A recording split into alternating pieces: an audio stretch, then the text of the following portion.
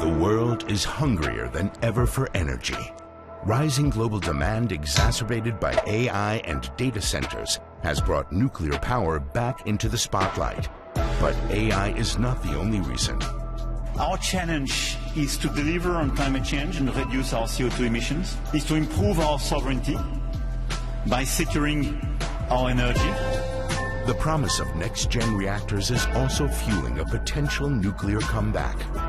It's a hot industry, it's a brilliant industry, you have to do it right.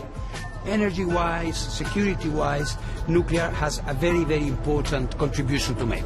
But there's a catch. After the global energy crisis caused by Russia's invasion in Ukraine, many countries are giving a fresh look to the potential role that nuclear might play. The Russian nuclear program, in a sense, is at the top of its game right now. In the short term, I see a huge difficulty to compete with Russia. In what ways is Russia leading the nuclear energy game? Why does it matter? And what are the major players doing to challenge Russia's position? Most countries that generate nuclear power have fewer than 10 operational plants. But the top 5 nuclear-producing nations have far more. The US leads the pack with 94 operational plants, followed by China, France, Russia, and South Korea. But these positions are about to change once all planned and unfinished plants become operational. According to current data, China is expected to overtake the US, Russia will catch up with France, and India will enter the top 5. But power doesn't lie only in the number of plants a country operates, but also in how many it has built abroad. And one country is pursuing nuclear projects everywhere, in Europe, Asia, and Africa. The Russians entered this picture ready to do business with these countries on terms which the Russians present as being neutral, politically, non-interfering with the internal affairs of these countries. Mark Hibbs is a non-resident senior fellow in the nuclear policy program at the Carnegie Endowment for International Peace. That will provide Russia with diplomatic influence and access to information of a strategic nature that these countries have in their decision-making on technology development and energy. From El Dabaa in Egypt to Rupur in Bangladesh and Ostrovets in Belarus, Russia has been introducing a range of newcomers to nuclear energy, building, financing, or supplying fuel for their first ever power plants. That's the result of a long-term strategy to get a foothold into this market. Sebastian Stier is the author of the chapter on Russian nuclear interdependencies from the 2025 edition of the World Nuclear Industry Status Report. There was a reluctance in the West to build new reactors, and certainly Rosatom, in a way, stepped in there. Rosatom is Russia's state-owned nuclear giant, an important tool in Moscow's nuclear energy outreach.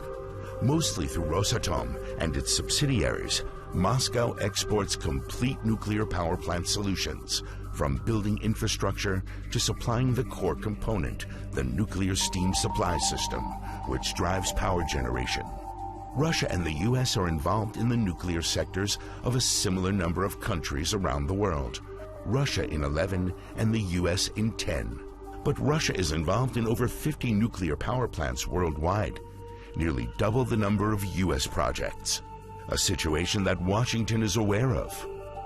The Trump administration plans to boost U.S. nuclear energy exports. One of Trump's goals is to seal at least 20 new pacts for peaceful nuclear cooperation, which are known as 123 agreements. It's not very clear in details on how these endeavors are going to unfold. However, President Trump has the similar promises in his last term, also about a nuclear energy revival. Researcher Tianyun Po specializes in arms control, nuclear non-proliferation, and international law, with a regional focus on the post-Soviet space and the Indo-Pacific. I believe he will engage extensively with foreign governments can Washington catch up quickly enough? Since the 1940s, the U.S. has signed the most number of memorandums of understanding and other cooperation agreements on nuclear power. Any partner of the United States acting in the same good faith will find the United States a not unreasonable or ungenerous associate. But lately, it's Russia that's really been making moves. Since 2014, when it seized Crimea from Ukraine, Moscow has signed nearly 50 cooperation agreements, giving it the largest number of unique partners as well as the largest overall number of signed agreements. The way the Russians do this, they begin a discussion with potential partners that leads to the formation of a so-called framework agreement for nuclear cooperation. Among Rosatom-led projects, one stands out: the Akkuyu nuclear plant in Mersin, Turkey. Not only is Russia building a nuclear plant in a NATO country, but Akkuyu is also the first to be constructed under a Build, Own, Operate, or BOO model. This means the Russian side is responsible for financing, constructing, owning, operating, and eventually decommissioning the plant, while Turkey agrees to buy a share of the electricity. This dependency will last for many decades because we are talking now about lifetimes of nuclear reactors in the range of 50, 60 years, maybe even more. Ankara seems to be seeking to diversify its energy relations. In September 2025, President Recep Tayyip Erdogan met Trump in Washington. It was the Turkish leader's first White House visit in 6 years. The countries signed an agreement on civilian nuclear cooperation. But what can the West offer that Russia can't? The West needs to compete with Russia on the financial front. However, the West has also other edges that Russia cannot offer.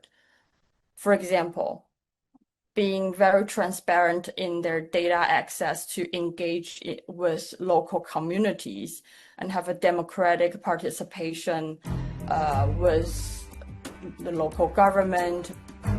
At stake is not just who builds nuclear power plants, but also who holds the key to uranium supplies, the lifeblood of nuclear energy. Nuclear power plants make electricity by using heat to create steam that spins turbines.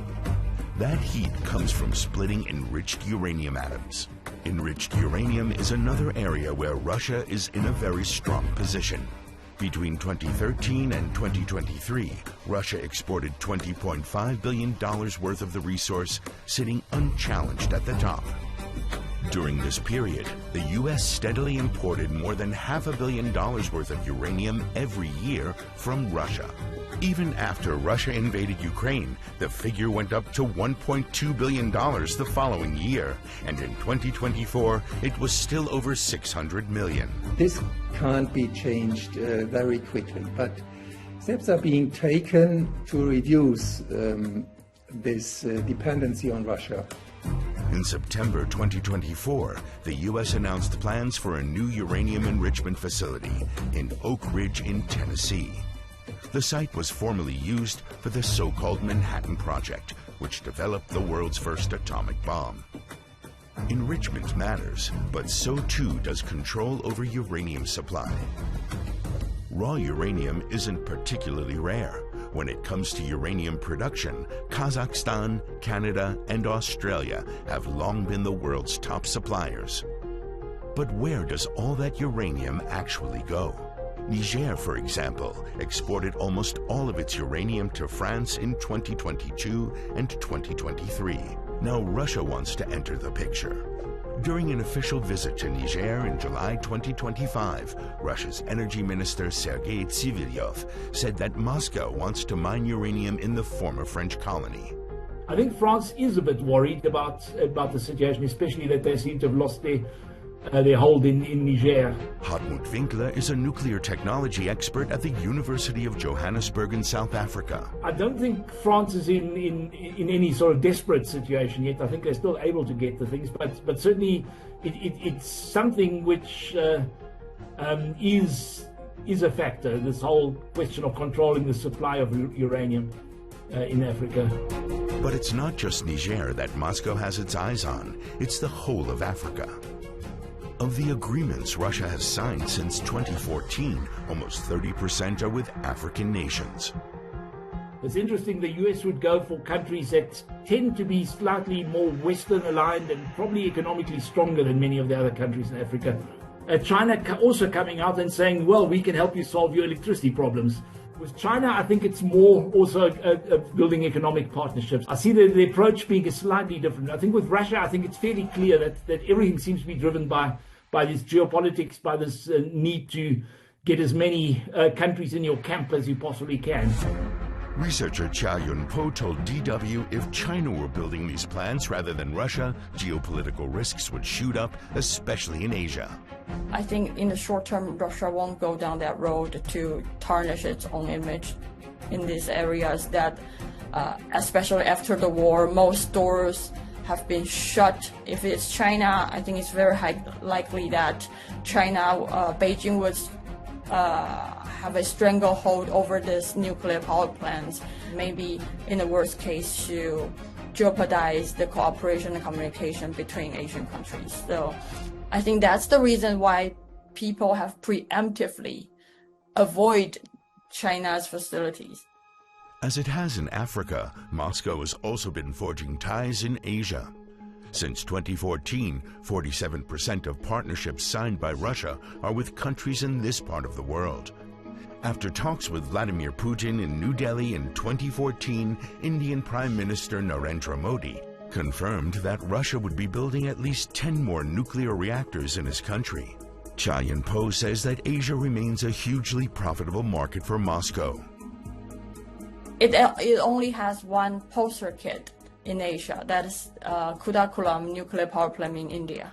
It wants to establish itself as a very credible partner, especially at least in nuclear energy construction. Russia reaps big revenues from nuclear energy.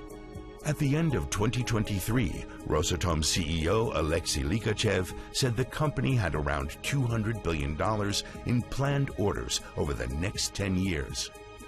But it's unclear how Russia's war in Ukraine will affect the situation and how the international community chooses to engage with Russia whenever the war eventually ends.